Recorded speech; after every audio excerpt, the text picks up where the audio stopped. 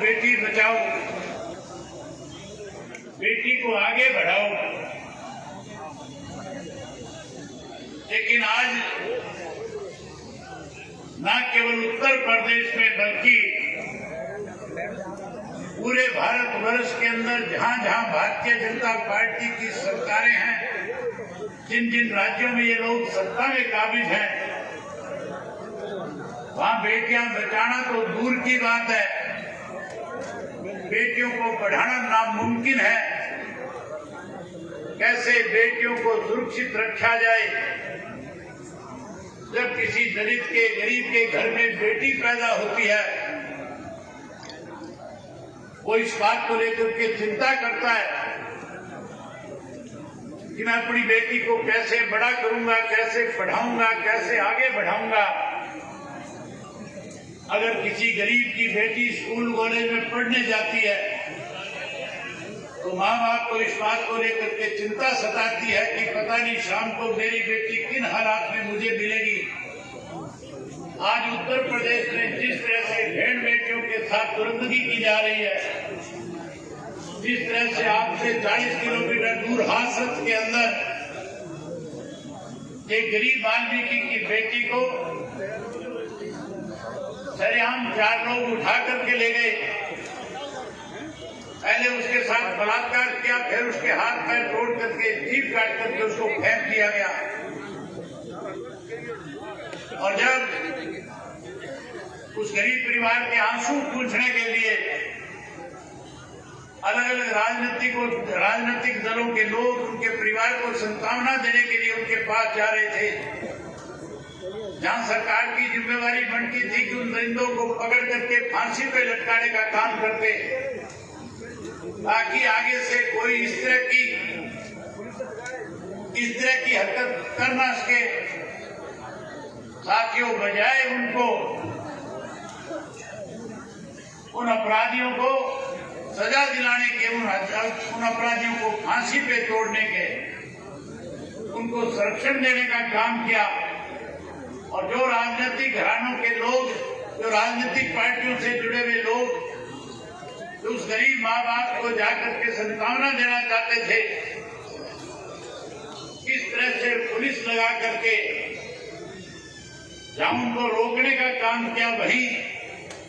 जयंत चौधरी जी जब अपने साथियों के साथ उस गरीब परिवार से मिलने जा रहे थे, इस उत्तर प्रदेश की सरकार ने जहां उनको सम्मान के साथ उस घर तक लेकर के जाना चाहिए था, न केवल उनको रोकने का काम किया,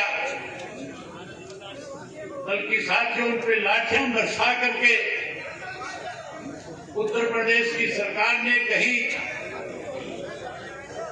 किसान को ये एहसास कराने की कोशिश करी कि अगर कहीं भी किसान ने इकट्ठा होकर के किसी भी तरह का कोई आंदोलन चलाने की कोशिश करी या किसान ने सरकार को कहीं जिताने के लिए इकट्ठा होने की कोशिश करी, तो जिस तरह से जयंत चौधरी को अपमान किया गया, उसी तरह से प्रदेश के, देश के किसान को अपमानित करने का काम करें। मैं बधाई देता हूं आप सबको, बधाई देता हूं आयोजकों को कि आपने आज न केवल उत्तर प्रदेश की सरकार को इस बात का एहसास करा दिया, बल्कि आज जिस बड़ी संख्या में आप इकट्ठा हुए, आज से 3 दिन पहले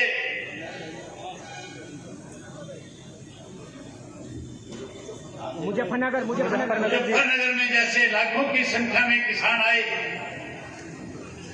और आकर के वहां के किसान ने एकत्रित आपस में सारे राजनीतिक दलों के लोगों ने, जहां लाखों लोगों के किसानों के बीच में मुझे भी उसमें मौका मिला जाने का, मिलने का, जो उत्साह, जो जोश उन लोगों में था, जिस तरह से वो लोग बारी बारी से कह रहे थे कि जो मंच पे बैठे हुए लोग हमें आदेश करेंगे,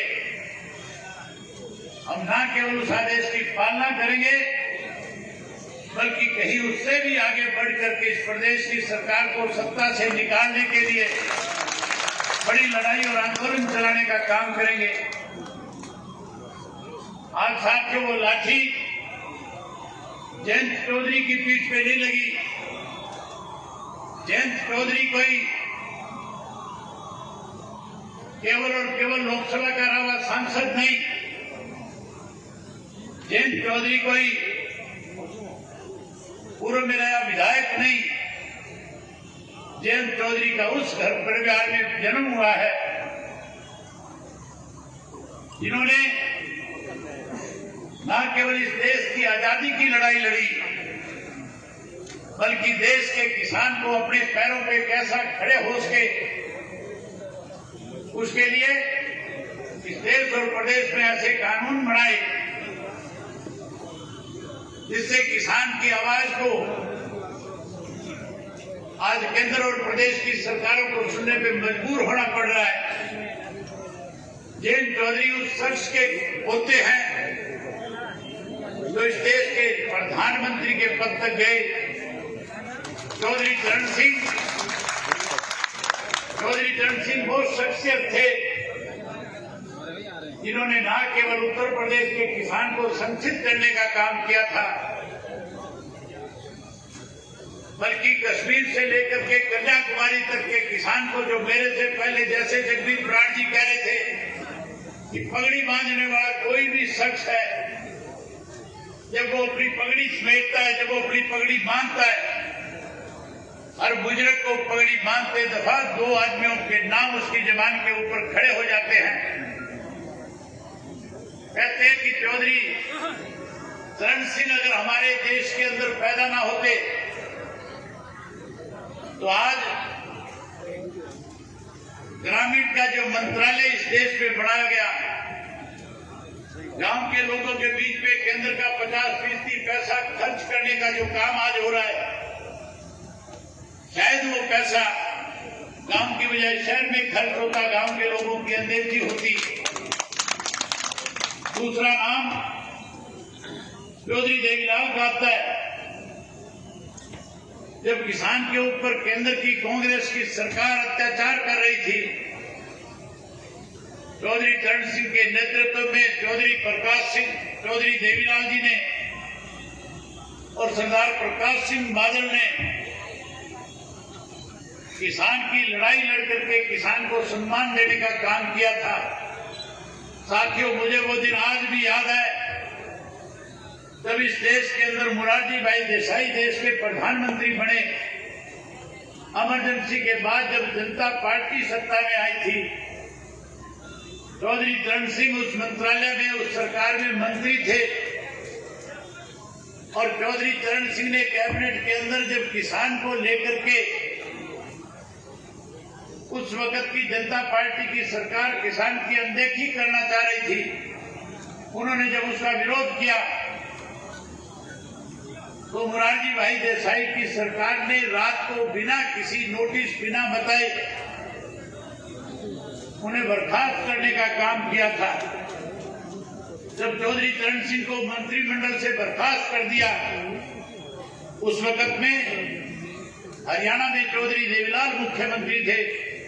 पंजाब में सरकार प्रकाश सिंह बादल मुख्यमंत्री थे, उत्तर प्रदेश के अंदर बनारसी दास गुप्ता मुख्यमंत्री थे, रामनरेश यादव मुख्यमंत्री थे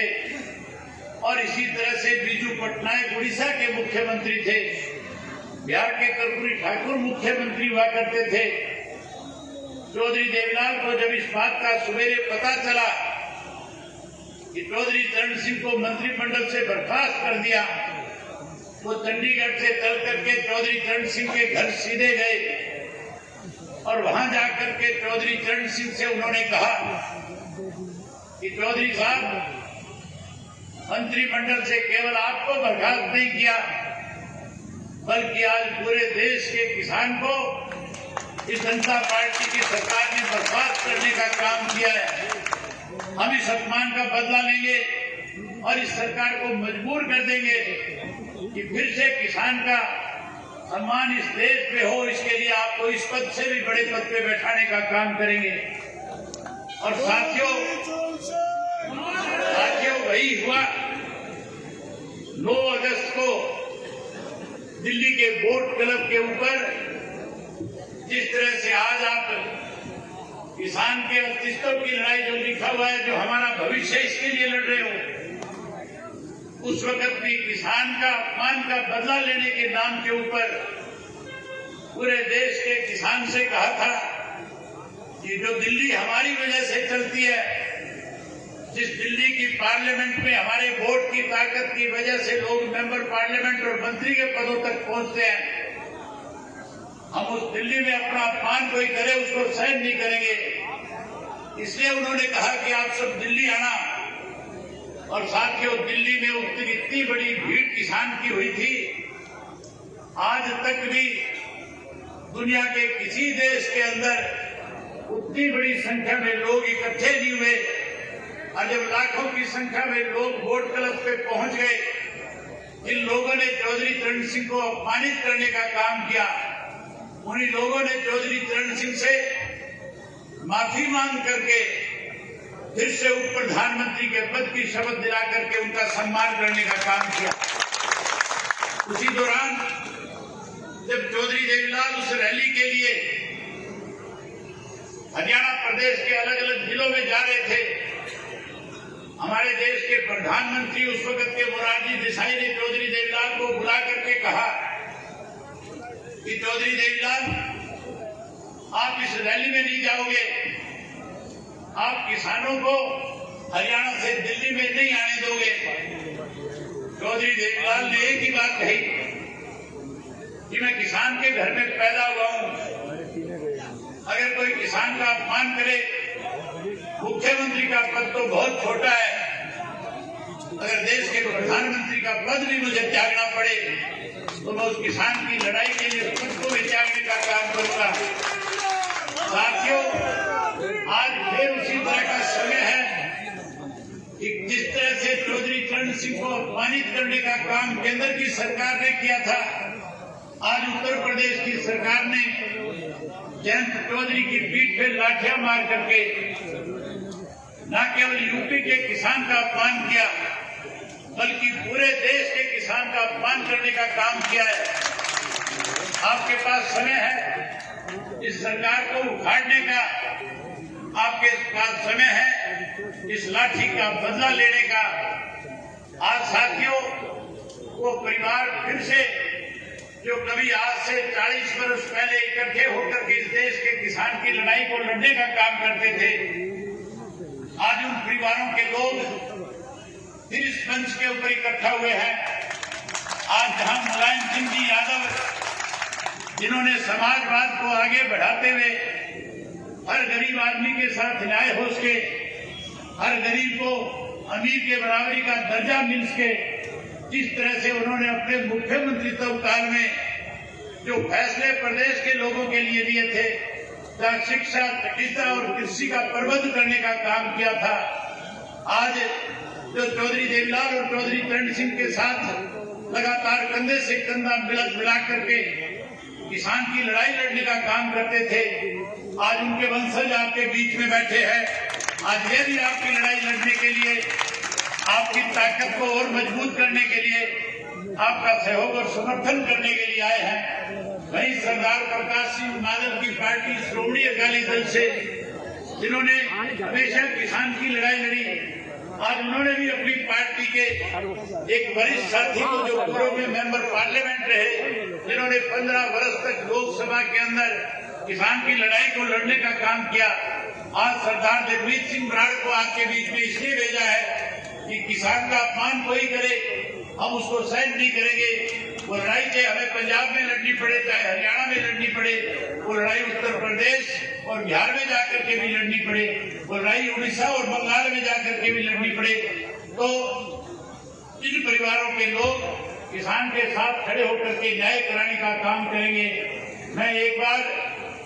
मंच पे बैठे हुए सभी नेताओं का आभार व्यक्त करता हूं और उनसे आग्रह करना चाहूंगा कि हमें केवल मंच नहीं साझा करना,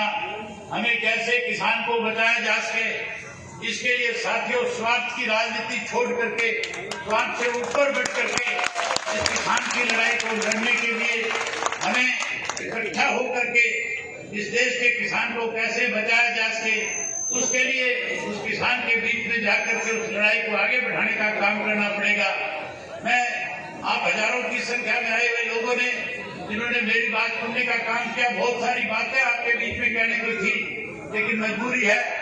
आप भी काफी लंबे समय से बैठे हैं, आप जयंत चौधरी जी को सुनना चाहते हैं, जयंत चौधरी जी से आप आदेश लेना चाहते हैं, इसलिए मैं आपके इनके बीच में ज्यादा समय ना लेकर के केवल और केवल आपसे आखिरी आग्रह करता हूं कि इस लड़ाई के अंदर आपने संयम रखना है, आपने धैर्य रखना है। इस लड़ाई के अंदर आपको जात पात और धर्म के नाम पर बंटना नहीं है। ये भारतीय जनता पार्टी के लोग फिर कल हिंदू और मुसलमान का नारा देकर के कहीं ना कहीं आपको बांटने का काम करेंगे। किसान की कोई जात नहीं है, किसान का कोई धर्म नहीं है, खेती करने वाला केवल और केवल किसान है। अगर कोई किसान को अपमानित करने का काम करे तो फिर किसान को इकट्ठे होकर के उस आदमी को, जैसे मेरे से पहले बताया गया था कि एक वक्त ऐसा भी था हमारे बीच में कि कोई आरएसएस का झंडा लेकर के, जनसंघ का झंडा लेकर के गांव में आता था, गांव के लोग उसको अपने गांव के चौक में बुलाने की बजाय गांव के बाहर से धकेल करके निकाल दिया करते थे। लोग कहा करते थे लुटेरे आ रहे हैं। आज लुटेरे के हाथ में ताकत है, उन लुटेरों से कैसे बचा जाए, कैसे इस प्रदेश को फिर से उन लुटेरों से छुटकारा दिलाया जाए, इसके लिए आप सबको इकट्ठा होना पड़ेगा, संयम के साथ लड़ना पड़ेगा। लोकसभा और विधानसभा के चुनाव जब आए, इन लोगों को धूल चटा करके अपने नेताओं को कुर्सी तक पहुंचाने का काम करना। आज फिर किसान के अस्तित्व की लड़ाई है। आपने इस योगी को, ढोंगी को भगाना है और किसान के बच्चे को इस प्रदेश की मुख्यमंत्री की कुर्सी तक पहुंचाने का काम करना है। यही बात आपसे कहने और करने आया था। आपने मेरी बात सुनी, आप सबका बहुत धन्यवाद। जय भारत, जय उत्तर प्रदेश।